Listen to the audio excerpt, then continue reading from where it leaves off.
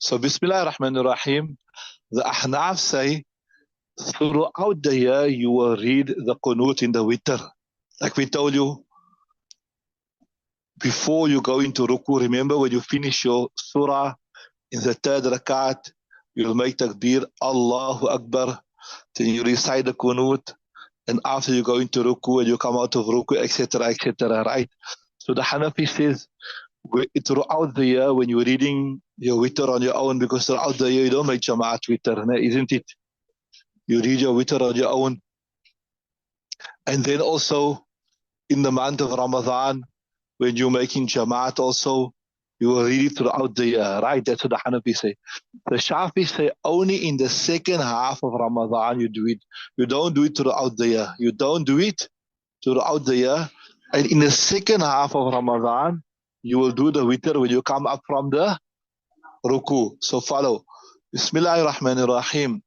وَيَقْنُتُ فِي جَمِيعِ السَّنَةِ. And you will make qunut في جميع السنة, the entire year. يعني in the Ahnaf, according to Ahnaf, خلافا للشافعي, contrary to the Shawafi, في غير نصف الأخير, besides in the last half من Ramadan of Ramadan. So according to Imam Shafi, only in the last half of Ramadan, then you will do it, right, the witr. And what is our proof? بقوله عليه السلام, our proof was the statement of Nabi sallallahu alaihi wasallam to Hassan ibn Ali, where he said to Hassan ibn Ali, حين علمه دعاء القنوت, when he taught him the dua al-qunut, اجعل هذا في وترك, that put this here, اجعل هذا, يعني put this dua al-qunut في وترك, in your witrik, in your witr namaz, min غير فصل, without specifying that it must be in the first half or in the second half or only in Ramadan or out of Ramadan, whatever. He just said, put this in your witr. So it, you know the principle you done in fiqh, al-mutlaqu yajri ala itlaqihi. When something is mutlaq, then it will remain mutlaq throughout, right? So it was general, so it will be general throughout the year, right? Get the next one.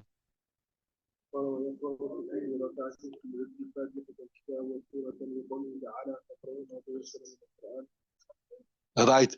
Interesting. What you understand in the next, what's on the next Ibarat? Tell me what you understand. Huh?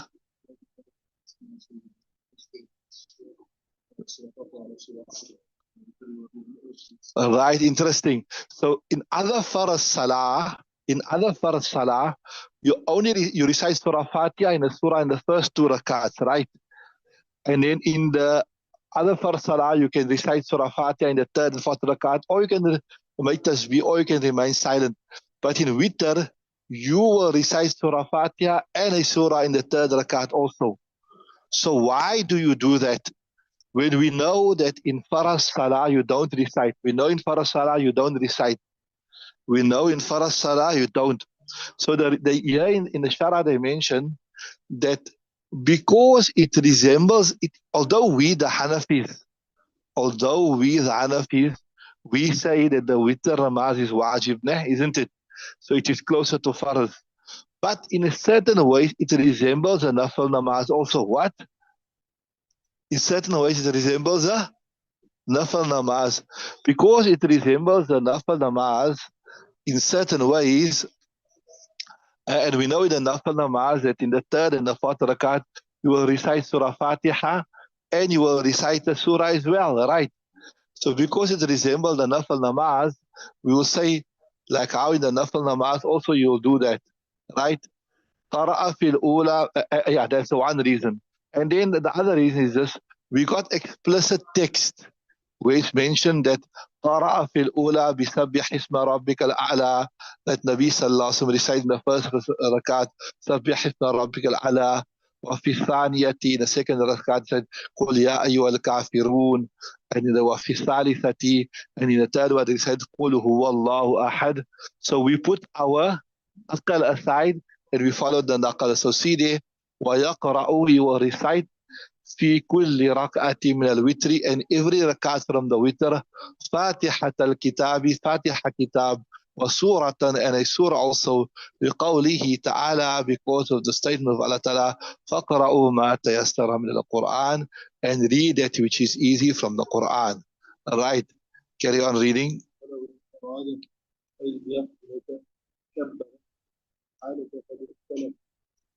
Right. وَإِنْ أَرَادَ أَنْ يَقْنُتَ. So now, person, like we told you, you finish your Surah Fatiha, you finish your Surah in the third rakat. Now you want to start your what? Your Qunut, what you do. وَإِنْ أَرَادَ أَنْ يَقْنُتَ. When if he intends, he will make Qunut. Kabbara, you will make takbir. Say, Allahu Akbar. What will you do? You will make takbir, right? You say akabbara. Why? Carry on. Right. So in arada an yatakabbara لأن الحالة قد اختلفت. Why they say why must you make takbir? Because look here, you were before this you were in qiraat mode. You were reciting Surah Fatiha, and you were reciting what? You were reciting a surah. So now you're moving away from qiraat. You're moving to what now? You're moving to qunut. So you must show there's a difference. You must show you are doing something different. You must show you are doing something different. And the way you're going to show you do something different is by raising your hands and making takbir. That's what I say. You understood that? So in arada iqnuta kabbara, you make takbir لأن الحالة قد اختلفت, because the condition has now changed from the condition of qiraat, and you're now moving to the condition of what? To qunut. You understand, right? Carry on. Yeah. So وَرَفَعَ يَدَيْهِ, you will raise his hands like how you do normal. You do like for the men, the fingers must touch the earlobes. The women, they just raise their hands in line with the shoulders, etc. Right. وَرَفَعَ يَدَيْهِ وَقَنَتَ. Right. And then, so this was the logical reason to say why you must make rafa yadayn. But what does it the dalil aqli? But what is the dalil naqli? The proof, right? ورفع يديه وقنت لقوله عليه السلام, because Nabi Sallallahu said in the hadith لا ترفع الأيدي إلا في سبع مواطن, that the hands will not be raised except in 7 places. وذكر منها القنوت, and from the 7 places where you will make to qunut, Nabi Sallallahu mentioned raising the hands here. So this shows you that this is that dalil naqli. Carry on.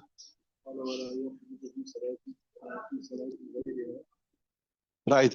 So according to the Hanafi madhab, this is quite strict. One is, this is a different thing, which is qunut in azila. We're not speaking about qunut in azila now, right? We're just speaking about a qunut of witr. Qunut in azila is when there's some type of difficulty that has beset the ummah, and then you make a special dua for assistance, etc. We're not speaking about that. Don't confuse the qunut in azila. Do not confuse the qunut in azila. We are not speaking about qunut in azila. We are just speaking about the qunut of witr. So وَلَا يَقْنُتُ فِي صَلَاةٍ غَيْرِهَا. According to the Hanafi madhab, you will not make qunut in any other salat besides witr. خِلَافًا لِلشَّافِعِيِّ فِي الْفَجْرِ. Contrary to the Shafi madhab, in the Shafi madhab, they also make qunut where? In the Fajr namaz. خِلَافًا لِلشَّافِعِيِّ فِي الْفَجْرِ. And why? لِمَا رَوَى بْنُ مَسْعُودٍ, because of what Ibn Mas'ud أنه عليه السلام قنت في الفجر شهرا ثم تركه. We say yes, we do not dispute that Nabi sallallahu alaihi wasallam read at one stage, make qunut in the Fajr namaz, but Ibn Mas'ud himself explains, he says what he said, قنت في الفجر شهرا ثم تركه, that Nabi sallallahu alaihi wasallam he made qunut in the Fajr, yes, we agree, but tarakahu, he left it out. So even though Imam Shafi want to use this hadith to prove that you can make qunut in the Fajr, but there it is clear, thumma tarakahu, then he left it out eventually, right? And then also we say that look here, this was also qunut in nazila. It was with regards to specific circumstances where Nabi Sallallahu was making dua against Ra'al and Zakwan. Remember that 2 tribes that killed so many of the Hufaz Quran, etc. Right? So, ثُمَّ تَرَكَهُ, right? The next masla is a very interesting masla. The next masla is if you are following a Shafi. Okay, I see this masla requires some explanation and the time is almost up. So okay, we'll stop there. We'll do this one tomorrow, inshallah. But stop there, we can get into the next period.